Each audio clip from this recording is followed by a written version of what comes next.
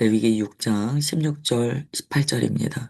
그 나머지는 아론과 그의 자손이 먹되 누룩을 넣지 말고 거룩한 곳 회막들에서 먹을지니라. 그것에 누룩을 넣어 굽지 말라. 이는 나의 화제물 중에서 내가 그들에게 주어 그들의 소득이 되게 하는 것이라. 속죄제와 속건제 같이 지극히 거룩한즉 아론 자손의 남자는 모두 이를 먹을지니 이는 여호와의 화제물 중에서 대대로 그들의 영원한 소득이 됨이라. 이를 만지는 자마다 거룩하리라. 아멘. 어제 나눈 내용에는 제사장이 소제물 드린 그 한 움큼을 잡아서 제단 위에 불사르는 장면이 나왔습니다. 이제 그 다음에 남은 걸 어떻게 하는가? 그게 이제 16절부터 18절까지의 내용이에요. 그 나머지는 버리는가? 그렇지 않다는 거예요. 아론과 그의 자손들이 남은 소제물은 나누어 먹게 됩니다. 그러니까 주님 앞에 올려드린 것 외에 남은 소재물을 이제 먹게 되어 있어요. 이 먹는 방식이 엄격히 규정되어 있습니다. 이걸 먹을 때요, 누룩을 넣으면 안 돼요.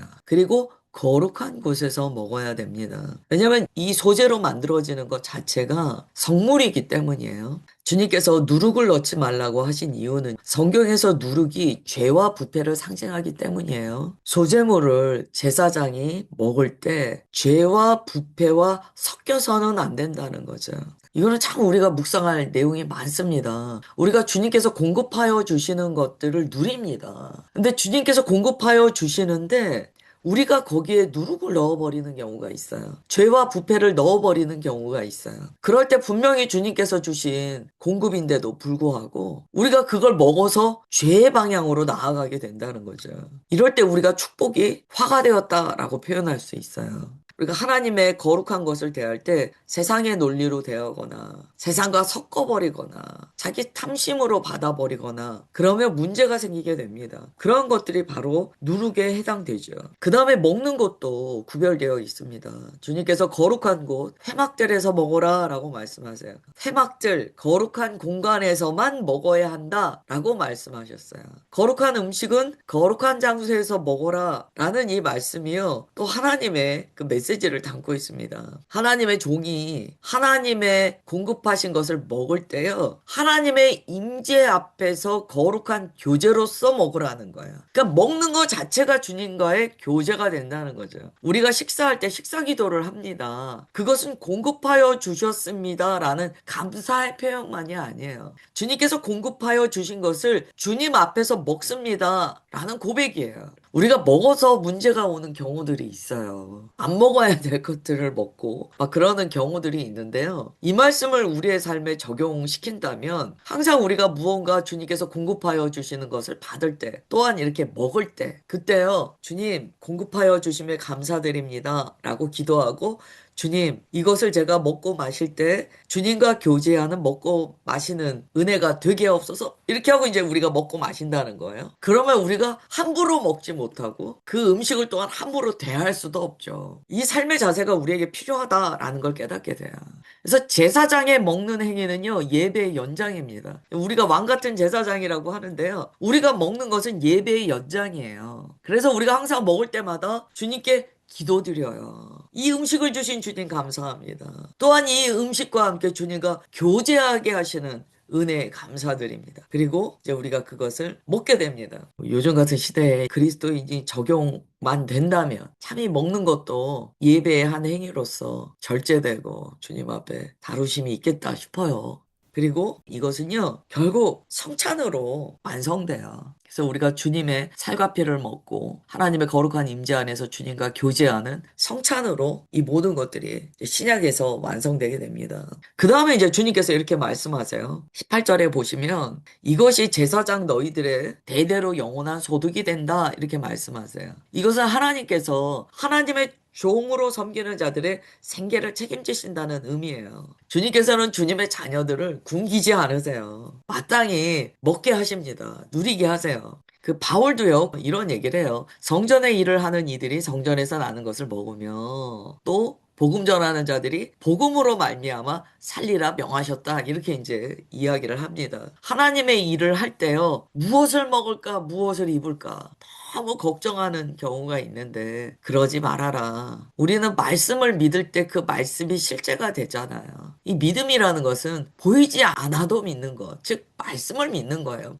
그 다음에 18절 하반절에 보시면은요, 이렇게 말씀하세요. 이것을 만지는 자마다 거룩하다. 이 지극히 거룩한 이 소재물에 접촉하면 소재물의 그 거룩함이 전이 된다는 거예요. 이게 굉장히 놀라운 말씀인데요. 예수님께서 오셨을 때 사람들이 부정한 것들을 멀리하는 태도가 아주 굳어져 있었습니다. 그래서 뭐 병자들, 그런 사람들은 다 죄인이고 가까이 가지도 않고 이런 일들이 사회적인 통념으로 자리 잡고 있었어요. 근데 예수님께서 오셔서 부정한 자를 만지시면서 고치시는 거예요. 나병 환자를 만져서 고치세요. 또 놀라운 것은 혈루병 앓았던 여인은요, 자기가 와서 예수님을 만져요. 이 여인의 믿음은요, 정말 주님께서 너무 놀라시는, 그래서 성경에 적기까지 하셨던, 대대로 이 여인의 믿음이 전파되어야 했던 그런 믿음입니다. 그 당시에 사회 통념으로요, 만지면 부정해진다는 강했어요. 그런데 만져서 내가 거룩해질 수 있다라는 믿음은 없었어요. 그래서 정말 하나님의 것을 만지는 것? 이거 막 두려워하던 시절이잖아요. 그런데 혈루병 앓는 여인이요, 나 예수님 옷깃만 만져도 나음을 입을 수 있어. 이렇게 생각했다는 거예요. 이 생각의 전환, 복음으로 사고의 전환이 일어났다는 거. 이걸 예수님께서 칭찬하세요. 성경은 우리가 가지고 있는 이 굳어진 생각들을 복음적으로 전환시킵니다. 근데 그 여인이 복음을 듣고 생각의 전환이 일어났다는 거예요. 그래서 와서 예수님의 옷깃을 자기가 적극적으로 만졌다는 거. 이건 정말 놀라운 거예요. 주님을 향한 적극성, 진취적으로 주님 앞에 나오는 것. 이게 이제 천국을 침노하는 자의 마음이죠. 주님께서 칭찬하세요. 더욱이 예수님께서는 죽은 자도 만지셨어요. 이것을 통하여 거룩한 것의 접촉은 거룩의 전이가 일어난다는 걸 보여주시는 거예요. 이제 여기서 중요한 게 뭐냐면은요, 화살표예요. 예수님의 거룩하심이 접촉이 일어날 때 주님의 거룩하심이 사람들에게 전이 됐잖아요. 화살표의 방향을 보세요. 거룩이 더 강력한 거잖아요.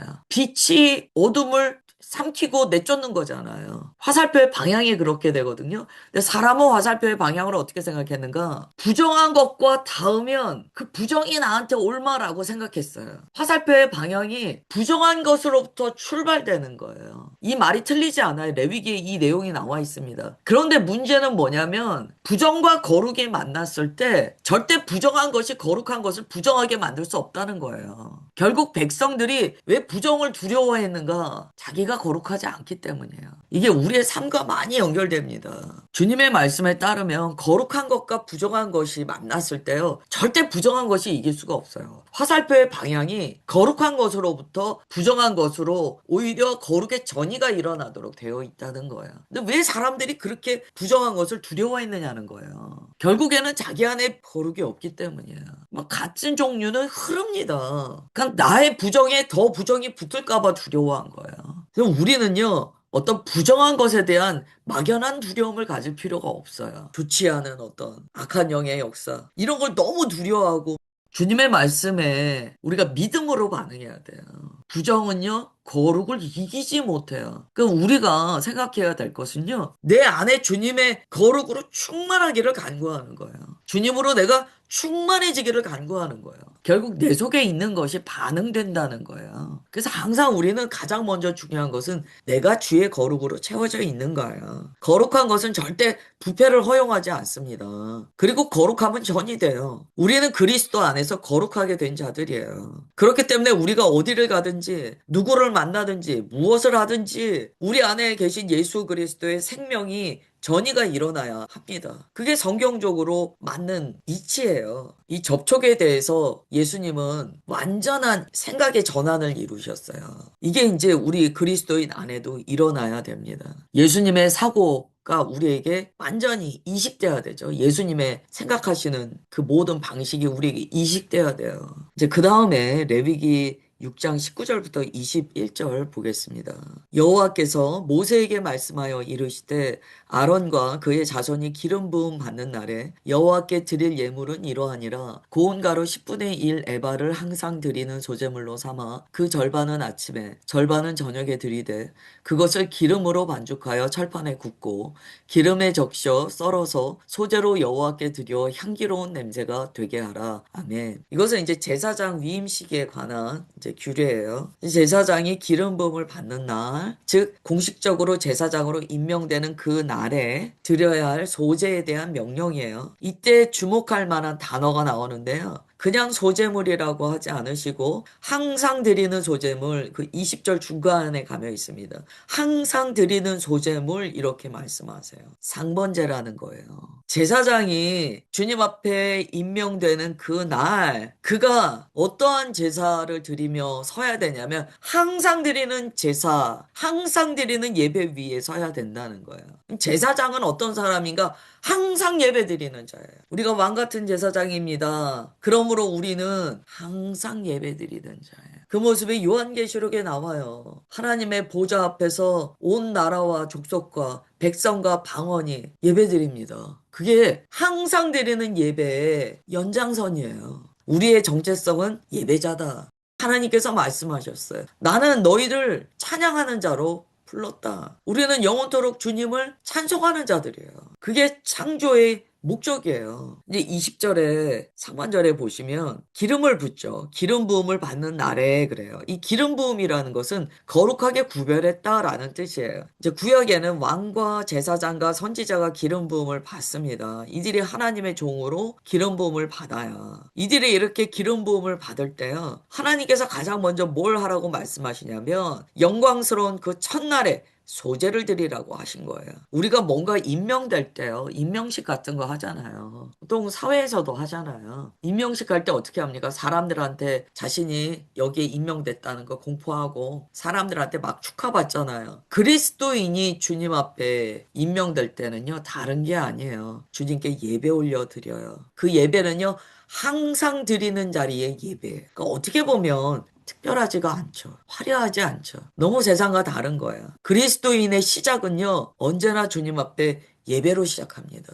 그런데 이 소재는 자기가 부인되는 헌신이 담겨 있어요. 그러니까 주님 앞에 나아갈 때, 주님의 종으로 부름받아 첫날을 시작할 때 그 의미는 주님, 제가 십자가에서 자기를 부인하고 오직 예수 그리스도의 길만 따르는 주의 종 되기 원하나이다. 라는 고백이 담겨 있어요. 그게 그리스도인의 시작의 모습입니다. 오늘 마찬가지예요. 오늘 우리가 화려하게 시작하는 것이 아니고 이 26년 3월 17일을 나를 드러내면서 시작하는 것이 아니고 이 시간 우리가 소재를 드리며 상번제로 시작하는 거예요. 항상 드리는 그 예배로 오늘도 시작하는 거예요. 이 규칙성, 이 항상성이 성도의 믿음의 뿌리가 됩니다.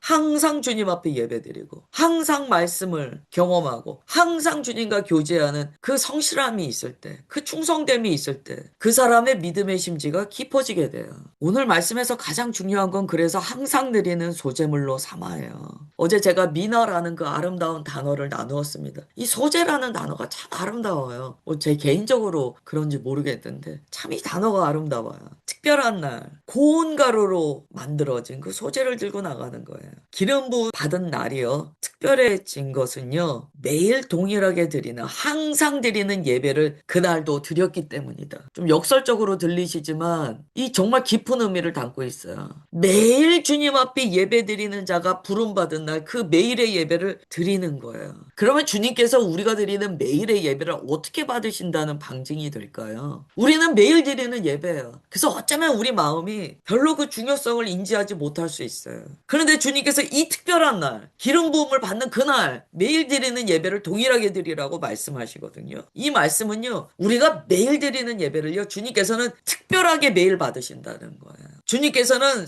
26년 3월 16일의 예배도 특별하게 받으셨고 3월 17일 오늘의 예배도 너무 특별하게 받으신다는 거예요. 우리 주님에게는 매일 새 날이세요. 그런데 우리는 고작 요즘엔 100세 시대지만 90, 100세 이렇게 사시면서 고작 90년, 100년을 사는데 우리는 그 매일이 똑같다라고 생각하는 거예요. 이게 모순입니다. 주님께는 매일 새 날인데 우리는 매일 이게 똑같은 날이에요. 그래서 항상성이 주님의 종으로 부름받는 사실 자격이 됩니다. 평범하고 늘 똑같아 보이지만 주님 앞에 그 태도를 늘 유지하는 것. 그것을 통하여 주님과의 관계가 깊어지는 것. 이게 제사장의 기초다. 믿음의 기본이다. 이렇게 말씀하시는 거예요. 20절 하반절에 보시면 절반은 아침에, 절반은 저녁에 드려라. 이건 금요일 날 나눴나요? 아침 조석으로 드리는 예배 우리 레위인 나눴죠. 금요일 날 나눈 것 같아요. 조석으로 드립니다. 제사장입니다. 제사장은요, 자신의 예배를 통하여 보여주는 거예요. 항상성의 예배를 백성들에게 보여주는 자들이에요.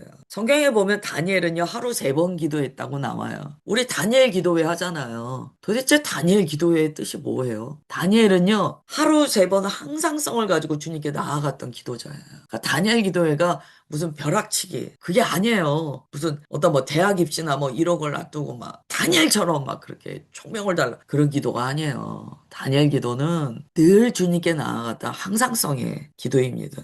이제 기름으로 반죽해서 철판에 구워요. 그리고 이제 주님께 그것으로 소재를 드리게 됩니다. 오늘 우리가 새로운 날을 또 시작합니다. 항상 예배드리며 시작합니다. 그게 그리스도인의 주님께서 기뻐하시는 삶의 모습이다. 오늘 그 예배로 주님 앞에 나아간 모든 우리 성도님들 주 예수님의 이름으로 축복하며 한날의 주님의 은혜가 풍성한 것을 믿음으로 선언합니다. 기도하겠습니다. 하나님 감사합니다. 오늘도 주의 귀한 말씀 주셨습니다. 하나님 매일의 날이 주님 앞에 특별한 날인 것을 고백합니다. 혹여 우리 마음에 매일이 똑같고 예배도 똑같고 말씀도 똑같고 시시하고 지겨운 마음이 있지 않은가 돌아보게 하옵소서. 주님 앞에 늘 새 마음을 붙들고 나아가는 주님의 자녀 되게 하옵소서. 주님 이 한날 주의 자녀들 항상성의 예배로 주님 앞에 나아가사오니 주의 거룩한 은혜가 매 순간마다 부어지는 것을 경험하게 하여 주옵소서. 주 예수님의 보혈로 보호하심을 받고